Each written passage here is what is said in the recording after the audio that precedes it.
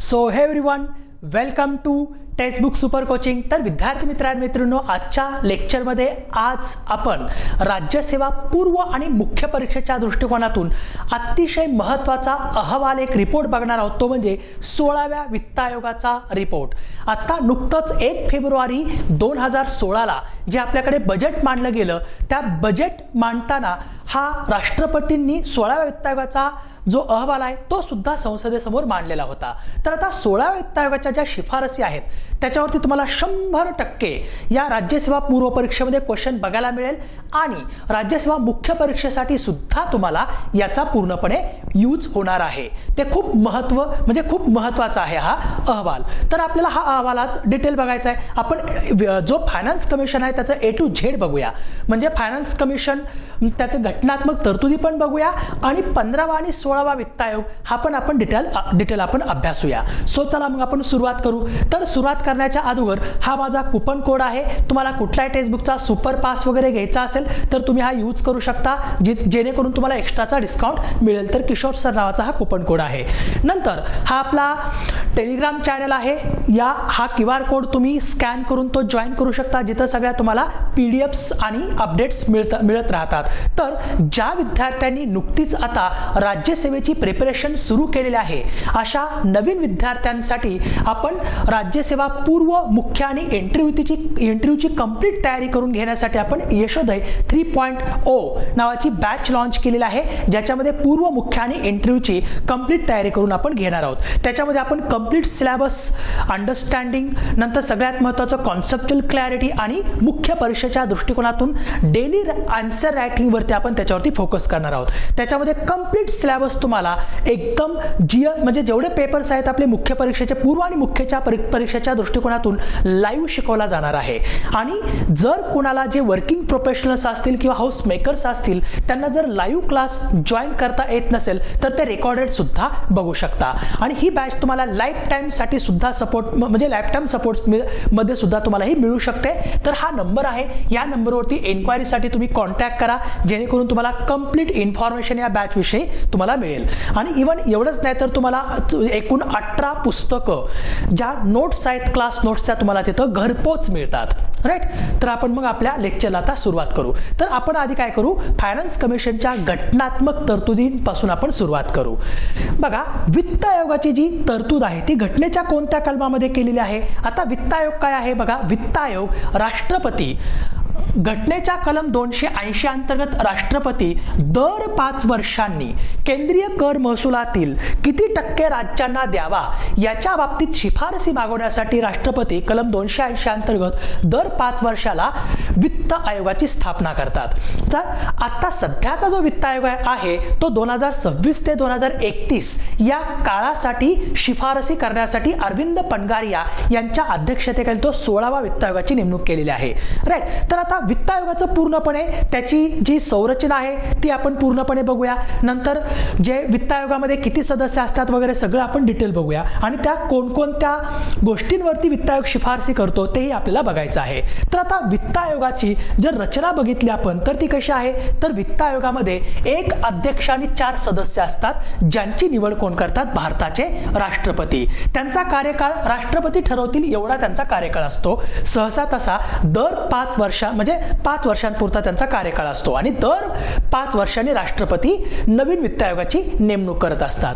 Right. परंतु तो कार्यकाळ वाढवला जाऊ शकतो किंवा तो कमी पण केला जाऊ शकतो. त्याचे अधिकार कुणाला आहेत, राष्ट्रपतींना आहेत.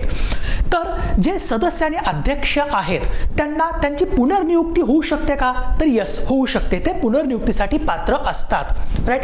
नंतर त्यांची जी अर्हता आहे तर ती अर्हता किंवा निवडीची प्रक्रिया ठरवण्याचा अधिकार हा भारतीय संसदेला मिळालेला आहे. मग त्याच्यानुसार भारताच्या संसदेनं 1951 मध्ये 1951 मध्ये फायनान्स कमिशन ऍक्ट पास केलेला आहे. फायनान्स कमिशन ऍक्ट पास केला आणि त्याच्यानुसार अध्यक्ष आणि सदस्यांची अर्हता त्याच्यामध्ये डिस्कस केलेली आहे. तर मग कुणाला याचा सदस्य किंवा अध्यक्ष बनता येतं. तर बघा, अध्यक्ष कुणाला कोण बनू शकतो अध्यक्ष फायनान्स कमिशनचा, तर सार्वजनिक व्यवहारातील अनुभव असलेला कोणताही व्यक्ती हा काय बनू शकतो, या फायनान्स कमिशनचा अध्यक्ष बनू शकतो. तर सदस्य जे 4 सदस्य असतात राईट. त्याच्यामध्ये त्यांची पात्रता काय असावी लागते, तर उच्च न्यायालयाचा न्यायाधीश किंवा त्या पदावर नियुक्त होण्यासाठी आवश्यक असलेली पात्रता किंवा सरकारी वित्त व लेखा प्रणाली यांचे विशेष ज्ञान असलेली व्यक्ती किंवा वित्तीय बाबी आणि प्रशासन याबाबत विस्तृत अनुभव असणारे व्यक्ती किंवा अर्थशास्त्रातील विशेष ज्ञान असलेली व्यक्ती, या चारपैकी कोणतीही एक पात्रता जर त्या व्यक्तीच्या अंगी असेल तर राष्ट्रपती त्याला या वित्त आयोगाचा सदस्य बनवू शकतात. ओके.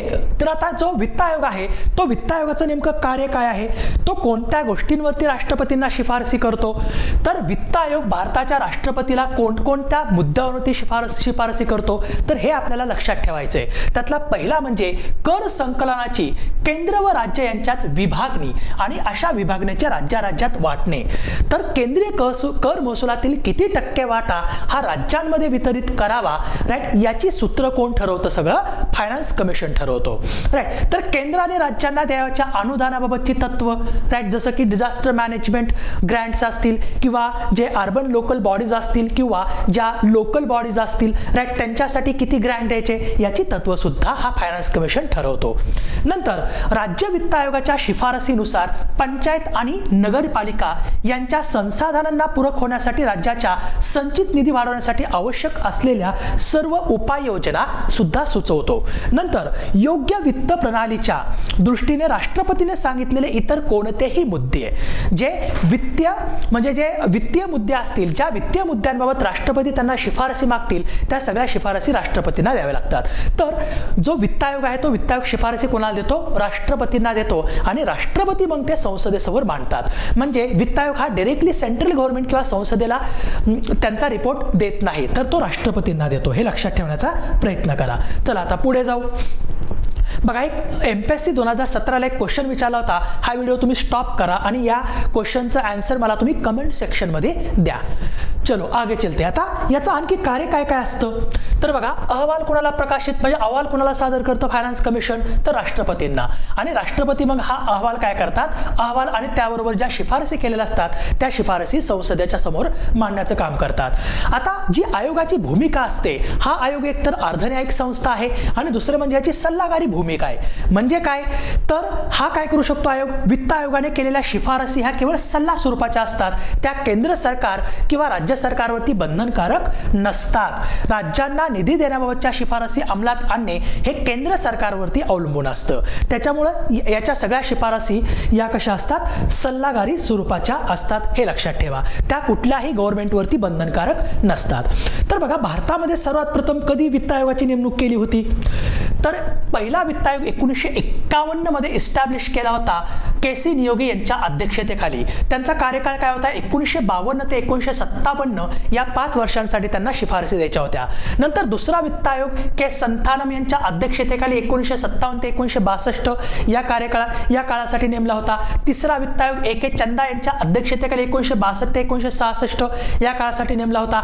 तर जो चौथा वित्त आयोग आहे तो PV राजमन्नार यांच्या अध्यक्षतेखाली 1966 ते 1969 या 3 वर्षासाठी तो नेमला होता. नंतर PV राजमन्नार हे नंतर त्यांच्या राज्यामध्ये परत गेले होते. त्यांच्या अध्यक्षतेखाली नंतर केंद्र राज्य संबंध समिती नेमली होती.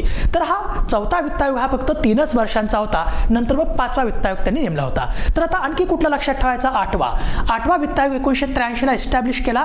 तर त्याचे अध्यक्ष कोण होते, YB चव्हाण, यशवंतराव चव्हाण, जे महाराष्ट्राचे पहिले मुख्यमंत्री होते. त्यांच्या अध्यक्षतेखाली 1984 ते 1989 या कार्यकाळासाठी 8वा वित्त आयोग नेमला होता. तर आता रिसेंटचे कुठले आहेत, जसं की आपण 12वा वित्त आयोग बघू. 12वा वित्त आयोग हा C रंगराजन यांच्या अध्यक्षतेखाली नेमला होता. 13वा वित्त आयोग हा डॉक्टर विजय केळकर यांच्या अध्यक्षतेखाली नेमला होता.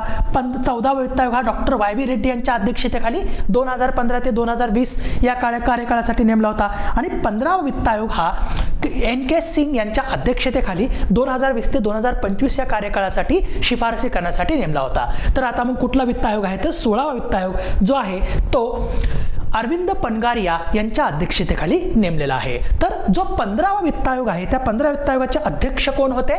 NK सिंग. राईट. यांचा अहवाल जो होता तो 1 एप्रिल 2021 ते 2026 या कार्यकाळासाठी ते शिफारसी करणार होते.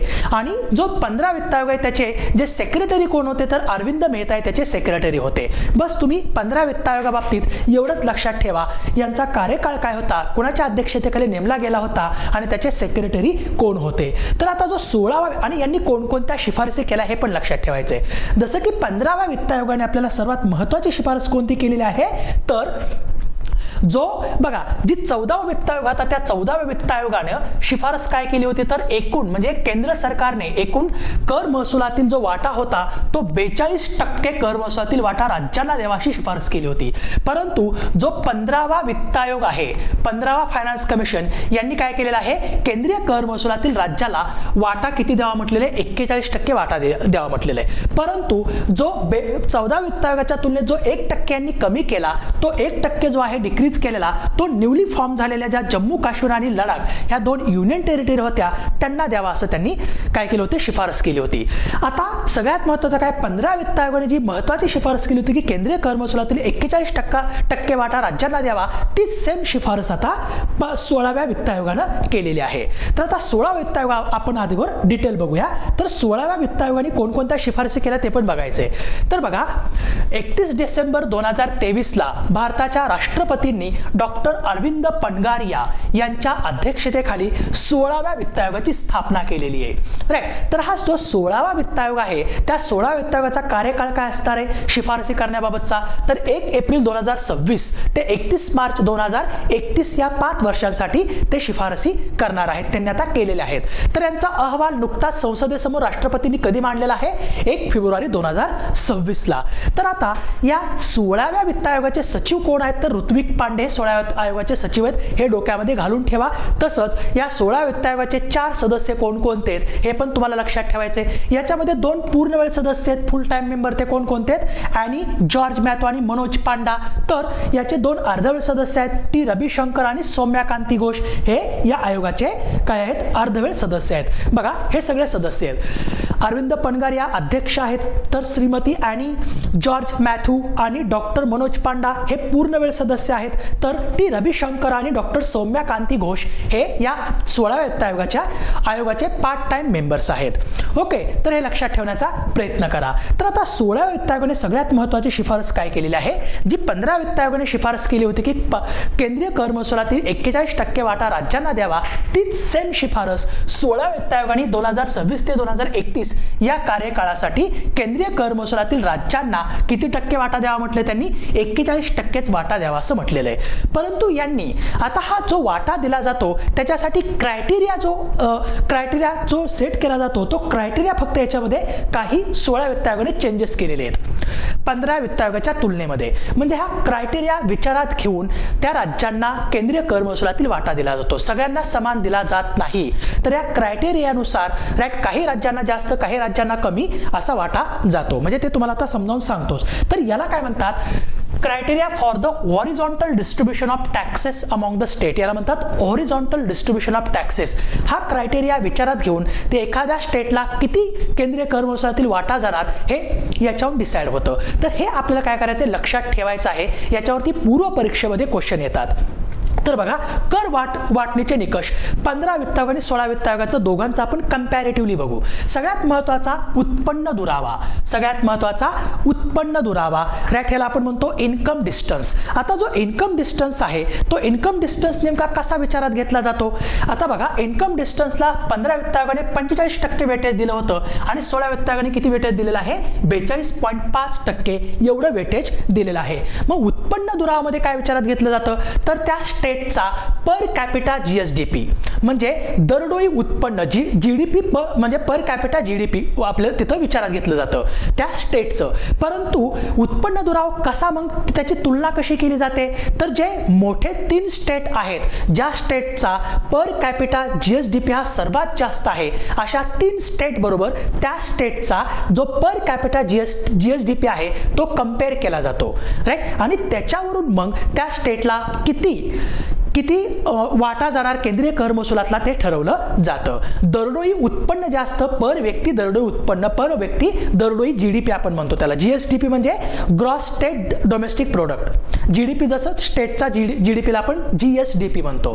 तर हे विचारात घेतलं जातं. नंतर दुसरा म्हणजे याच्यामध्ये लोकसंख्या एक क्रायटेरिया विचारात घेतला जातो. 2011 ची लोकसंख्या विचारात घेतली जाते, ज्याला 15 वित्त आयोगाने 15% वेटेज दिलं होतं, 16 वित्त आयोगाने जास्त वेटेज दिले, त्याला 17.5% एवढं वेटेज दिलेलं आहे. नंतर लोकसंख्या बदल 1971 ते 2011 मध्ये लोकसंख्येतली जी वाढ आहे ती वाढ या आयोगाने विचारात घेतलेली आहे. म्हणजे याच्यामध्ये काय केलं जातं की प्रत्येक स्टेटची लोकसंख्या 1971 ते 2011 दरम्यान किती वाढलेली आहे किंवा कमी झालेली आहे हे विचारात घेतलं जातं. ज्या स्टेटची लोकसंख्या वृद्धी कमी झालेली आहे, म्हणजे लोकसंख्या कमी झाली, लोकसंख्या वाढ जी आहे ती वाढ जर कमी असेल तर त्या स्टेटला जास्त केंद्रीय कर महसुलातील शेअर दिला जातो. आणि ज्या स्टेटचे 1971 ते 2011 दरम्यान लोकसंख्या वृद्धी जर जास्त असेल तर त्यांना कमी दिला जातो. परफॉर्मन्स बेस हे काय केलं क्रायटेरिया आहे सगळा हा. म्हणजे बाबा स्टेटनी स्वतःवरती काय करावं, कंट्रोल ठेवावं. कशासाठी? लोकसंख्या वृद्धी दर कमी करण्यासाठी. जर एखाद्या स्टेटनी चांगले एफर्ट्स घेतले असतील लोकसंख्या वृद्धी दर कमी करण्यासाठी तर त्याला जास्त केंद्रीय कर महसुलातील वाटा दिला जातो. राईट, आलं लक्षात. तर बघा या लोकसंख्या बदला बाबतीत 15 वित्त आयोगाला 12.5% वेटेज दिले, तर 16 वित्त आयोगाने फक्त 10% वेटेज दिलेला आहे. नंतर स्टेटचा जो एरिया आहे क्षेत्रफळ, त्या क्षेत्रफळाला 15 वित्त आयोगाने 15%च काय केलं होतं वेटेज दिलं होतं आणि 16 वित्त आयोगाने 10% वेटेज दिलेलं आहे. तर आता फॉरेस्ट अँड इकॉलॉजी जी वन आच्छादित जमीन आहे त्याच्यासाठी किती वेटेज दिलेले? 15 वित्त आयोगाने 10% वेटेज दिलं होतं, 16 वित्त आयोगाने पण 10%च वेटेज दिलेलं आहे. तर याच्यामध्ये काय विचार केला जातो की एखाद्या स्टेटने आपल्या वन आच्छादित जमिनीमध्ये वाढ केलेली आहे का? जर त्याने वन आच्छादित जमिनीमध्ये वाढ केली असेल तर ते स्टेट काय करते, पर्यावरण प्रोटेक्शन म्हणजे एन्व्हायरमेंट प्रोटेक्शन बाबत जरा ते काय आहे तर म्हणजे एन्व्हायरमेंट प्रोटेक्शन बाबतीत जरा ते स्टेट चांगलं आहे असं म्हणू शकतो. मग त्यांना जास्त काय मिळतो, केंद्रीय कर महसुलातील वाटा. आता 15 आणि 16 वित्त आयोगामध्ये काय डिफरन्स आहे तर 16 वित्त आयोगाने एक नवीन क्रायटेरिया ऍड केलेला आहे, तो म्हणजे कुठला, कॉन्ट्रीब्युशन टू जीडीपी.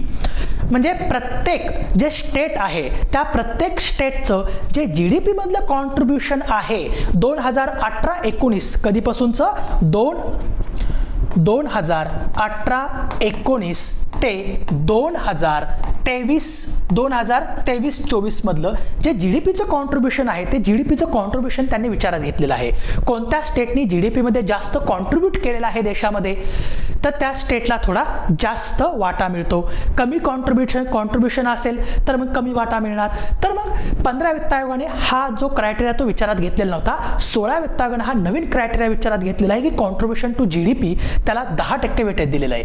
परंतु 15 वित्त आयोगानं जो टॅक्स अँड फिस्कल एफर्ट्स नावाचा हा जो क्रायटेरिया विचारात घेतला होता तो आता या 16 वित्त आयोगाने विचारात घेतलेला नाही. हे तुम्हाला लक्षात ठेवायचे की काय चेंजेस आहेत.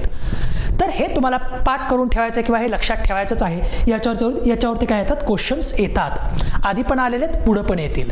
चला मग आता या 16व्या वित्त आयोगानुसार सर्वात जास्त केंद्रीय कर महसुलातील वाटा कोणाला मिळणार आहे? बघा तुमच्या समोर हा पूर्णपणे चार्ट दिलेला आहे पण त्याच्यातून मी स्टेट बाजूला काढलेले आहेत. तर 15 वित्त आयोगानुसार सर्वात जास्त केंद्रीय कर महसुलातील वाटा यूपीला मिळणार आहे, तसंच 16 वित्त आयोगानुसार सुद्धा यूपीलाच मिळणार आहे. म्हणजे जर केंद्र म्हणजे आता किती टक्के वाटा देणार आहे केंद्र 16 वित्त आयोगानुसार 41% वाटा हा मग केंद्रीय कर महसुलातील राज्यांना देणार आहे. समजा हे 41% म्हणजे 100 रुपये असतील, समजा हे 41% म्हणजे 100 रुपये असतील तर त्या 100 रुपयांपैकी 17.62 रुपये एकट्या यूपीला जातील. राईट, 16 वित्त आयोगानुसार. नंतर बिहारला सेकंड नंबरला बिहारला 9.95 रुपये जातील. राईट, हे 41% जर 100 रुपये असतील तर त्या 100 रुपयातले 17.62 रुपये यूपीला जातील, 9.95 रुपये बिहारला जातील, 7.35 रुपये एमपीला, 7.22 रुपये वेस्ट बेंगॉलला आणि 6.44 रुपये महाराष्ट्राला. आता सगळ्यात महत्त्वाची एक गोष्ट तुमच्या लक्षात आली असेल बघा, बिहार, यूपी, एमपी आणि वेस्ट बेंगॉल यांचा जो वाटा आहे यांचा शेअरमधला वाटा कमी केलेला आहे, यांचा 16 वित्त आयोगाने कमी केलेला आहे. 17.93 रुपये 15 वित्त आयोग देत होता, राईट. 16 वित्त आयोगाने शिफारस किती केली? 17.62 पैसे देण्याची, राईट. पण महाराष्ट्र एकमेव असा बघा, ह्या पहिल्या 5 मध्ये महाराष्ट्राचा जो केंद्रीय कर महसुलातील वाटा आहे तो वाढवलेला आहे. 15 वित्त आयोगाने 6.31 रुपये देण्यासाठी सांगितलं होतं, यांनी किती? 6.44 रुपये एवढा वाटा द्या म्हणून सांगितलंय. तर सर्वात कमी वाटा कोणाला मिळणार आहे? 15 वित्त आयोगानुसार सर्वात कमी वाटा सिक्कीमला मिळणार होता, 0.39 एवढाच वाटा, 39 पैसे एवढं मिळणार होतं. तर या 16 वित्त आयोगानुसार सुद्धा सर्वात कमी वाटा कुणाला मिळणार आहे? सिक्कीमलाच मिळणार आहे, 0.34 पैसे, फक्त 34 पैसे मिळणार आहेत. 0.34 रुपये म्हणजे 34 पैसे. नंतर गोव्याला, नंतर नागालँड आणि मिझोरम या स्टेटला एकदम कमी वाटा मिळणार आहे, कारण ते स्टेट लहान आहेत आणि त्यांची लोकसंख्या सुद्धा खूप कमी आहे, त्याच्यामुळे त्यांना वाटा कमी मिळणार आहे. तर हे तुम्हाला लक्षात ठेवायचं आहे की 16 वित्त आयोगाच्या शिफारसीवरून कुठल्या स्टेटला जास्त वाटा मिळेल आणि कुठल्या स्टेटला कमी वाटा मिळेल. अगर ध्यान में, तो चलो अब आगे चलते हैं. आता ग्रांट इन एड्स बघायचं आपल्याला. आता बघा, सगळ्यात महत्त्वाचा अगोदर आपण दुसऱ्या शिफारसी बघू, काय काय केल्या आणखी महत्त्वाच्या शिफारसी. 16व्या वित्त आयोगाने 2026 ते 2031 या 5 वर्षांसाठी महत्त्वाच्या शिफारसी म्हणजे स्टेट गव्हर्नमेंट आणि सेंट्रल गव्हर्नमेंटला फिस्कल रोडमॅप तयार करून दिलेला आहे. म्हणजे महत्त्वाच्या 2 शिफारसी केल्यात. काय तर केंद्र सरकारने 2030 पर्यंत, कधीपर्यंत लक्षात ठेवा, 2030 पर्यंत जी राजकोषीय तूट आहे, राजकोषीय तूट म्हणजे काय असतं? अर्थसंकल्पीय तूट प्लस कर्ज व व्याज देयता म्हणजे राजकोषीय तूट असते. किंवा राजकोषीय तूट बरोबर आपण संपूर्ण खर्च प्लस आपण संपूर्ण खर्च प्लस संपूर्ण आपण जमा आपण त्याच्यामध्ये विचारात घेऊ शकतो, राईट. तर महत्त्वाचं सूत्र काय? तर अर्थसंकल्पीय तूट प्लस कर्ज व व्याज देयता. तरी राजकोषीय तूट जी आहे ती 2030 पर्यंत केंद्र सरकारने GDPच्या 3.5% पर्यंत कमी करावी अशी शिफारस केली आहे. तर राज्यांसाठी वार्षिक म्हटलंय त्यांनी, राज्यांसाठी वार्षिक राजकोषीय तूट मर्यादा GSDPच्या म्हणजे स्टेट GDPच्या 3% ठेवण्याची शिफारस केलेली आहे. केंद्र सरकारला म्हटले की 2030 पर्यंत तुम्ही 3.5% करा, राज्यांना म्हटले की तुम्ही दरवर्षी 3% पर्यंत ठेवा असं म्हटलेलं आहे. सगळ्यात महत्त्वाचं. नंतर वीज क्षेत्र सुधारणामध्ये त्यांनी काय शिफारस केली आहे? तर आयोगाने जी राज्यांनी वीज वितरण कंपन्या ज्या आहेत, डिस्कॉम कंपन्या, डिस्ट्रीब्युशन कंपन्या यांचं खाजगीकरण करावं अशी शिफारस केलेली आहे, महत्वाची. नंतर अनुदान खर्च, सबसिडी एक्सपेंडिचर, जे सबसिडी आहेत राज्यांनी आपल्या अनुदान खर्चाचा आढावा घेऊन त्याचे तर्कसंगत पुनर्रचना करावी जेणेकरून योग्य व्यक्तींना ती सबसिडी जातील. नंतर सार्वजनिक क्षेत्रातील उद्योग सुधारणा, याच्यामध्ये काय म्हटलेलं आहे की राज्यांना यांनी एक शिफारस केली की आयोगाने 308 निष्क्रिय राज्य सार्वजनिक क्षेत्रातील उपक्रमांचे पुनरावलोकन करून त्यांना बंद करण्याची शिफारस केली आहे.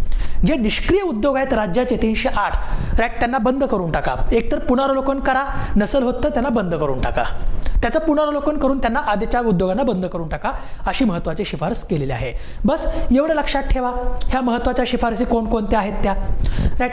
आणखी काय शिफारसी केलेल्या आहेत? आता ग्रँट इन एड्स 15व्या वित्त आयोगाच्या तुलनेमध्ये 16व्या वित्त आयोगाने फक्त दोनच कॉम्पोनंटला ग्रँट देण्यासाठी सूचित केलेले आहे. 15 वित्त आयोगाने 4 कॉम्पोनंट ठेवले होते ग्रँट देण्यासाठी, परंतु 16व्या वित्त आयोगाने फक्त अर्बन आणि लोकल गव्हर्नमेंट म्हणजे स्थानिक स्वराज्य संस्था आणि म्हणजे ग्रामीण स्थानिक स्वराज्य संस्था आणि नागरी स्थानिक स्वराज्य संस्था आणि डिझास्टर मॅनेजमेंट आपत्ती व्यवस्थापन अनुदान द्या एवढंच सांगितलं. फक्त दोघांसाठीच तुम्ही अनुदान द्या. तर याच्यासाठी जे 16 वित्त आयोग, त्या 16 वित्त आयोगाने एकूण अनुदानाच्या 9,47,409 कोटी 9 लाख कोटी म्हणजे 9.5 लाख कोटींची अनुदानं या 2 कॉम्पोनंटला देण्यासाठी सांगितलेले आहे. त्याच्यातली जी लोकल गव्हर्नमेंट आहे त्या लोकल गव्हर्नमेंटला 7,91,000 कोटी आणि जे डिझास्टर मॅनेजमेंट आहे त्या डिझास्टर मॅनेजमेंटला 1,55,000 कोटी, आपत्ती व्यवस्थापनासाठी 1,55,916 कोटी एवढं अनुदान देण्यासाठी त्यांनी सांगितलेलं आहे. तर एवढं लक्षात ठेवा, फक्त अर्बन आणि लोकल गव्हर्नमेंट आणि डिझास्टर मॅनेजमेंट याच्यासाठीच अनुदानं द्या. फक्त 2च घटकांसाठी अनुदानं द्या, बाकींसाठी अनुदानं देऊ नका असं म्हटलेलं. कारण 15 वित्त आयोगाने जवळपास 4 कॉम्पोनंट ठेवले होते अनुदानासाठी, यांनी फक्त 2च कॉम्पोनंट ठेवले, 2 काढून टाकले. राईट. आता पुढे जाऊ. आता सगळ्यात महत्त्वाचं आणखी एक ह्याच्यामध्ये एक ॲड केलंय ते म्हणजे काय तर eligible cities under the special infrastructure component of urban local bodies. ULB म्हणजे काय अर्बन लोकल बॉडीज म्हणजे ज्या अर्बन लोकल बॉडीज आहेत त्यांच्यासाठी जे स्पेशल इन्फ्रास्ट्रक्चर कॉम्पोनंट म्हणजे काय तर development of comprehensive waste water management system. Waste water management सिस्टमसाठी एक्स्ट्राचे ग्रँट हे केंद्र सरकार देणार आहे. तर त्यातलं महाराष्ट्रातली एक सिटी आहे. या सगळ्या सिटी नाही आहेत, या काही थोडक्यात घेतलेल्या आहेत, परंतु आपल्या लक्षात फक्त ठेवायची महाराष्ट्रातली एक सिटी. महाराष्ट्रातली एक सिटीला हा एक्स्ट्राचा ग्रँट मिळणार आहे ती म्हणजे पुणे. पुणे सिटीला मिळणार आहे कशासाठी वेस्ट वॉटर मॅनेजमेंटसाठी, कॉम्प्रेहेन्सिव्ह वेस्ट वॉटर मॅनेजमेंटच्या डेव्हलपमेंटसाठी हे अनुदान मिळणार आहे. तर हे लक्षात ठेवा. पुणे आहे. मुंबई, नागपूर, छत्रपती संभाजीनगर, नाशिक याच्यामध्ये येत नाही, फक्त पुण्याला ते मिळणार आहे. अगया ध्यान में. तर हे लक्षात ठेवण्याचा प्रयत्न करा.